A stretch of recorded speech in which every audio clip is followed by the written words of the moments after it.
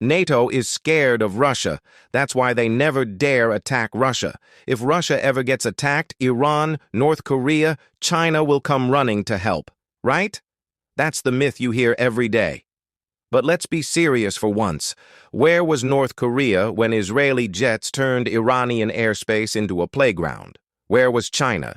And where was Russia, the so-called protector of Iran, when Iran's hypersonics got humiliated in broad daylight? These countries love big talk, love posting threats, love promising historic retaliation. But when bombs start falling, they all suddenly develop selective blindness. And people still brag, if NATO attacks Russia, World War III will start. Based on what? Russia has barely been holding its front line against a country that wasn't even a NATO member. Ukraine wiped out almost 1 million Russian troops with limited gear and borrowed weapons, and somehow we're supposed to believe NATO is scared? NATO has over 3 million active personnel on ground. Putin's favorite brag is nukes. But how's that helping him survive drones built from Chinese power banks and plastic pipes? People forget, NATO without the US is still ahead of Russia.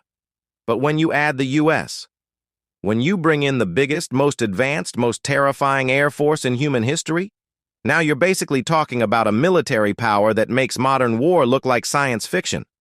Modern warfare is air dominance. If you can't control the sky, you're done. China has zero real modern combat experience. North Korea? Their army still marches like it's 1953. Russia's air force has been hiding from Ukrainian trees and bushes for 2 years. Meanwhile, the U.S. Air Force has been flying operations around the planet for decades like it's normal office work. And when that B-2 bomber cracked open Iranian mountain bunkers like peanuts, where was China? Where was Russia? Where were all those brother nations who swear they'll scatter their enemies to dust? Nowhere.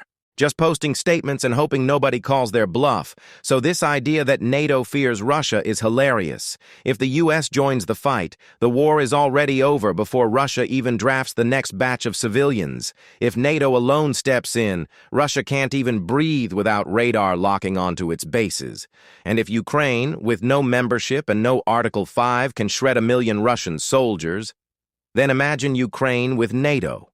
This entire argument collapses the moment you compare the actual power, not the propaganda. Because in the real world, only one side knows how to fight a modern war, and it's definitely not Russia, China, or North Korea.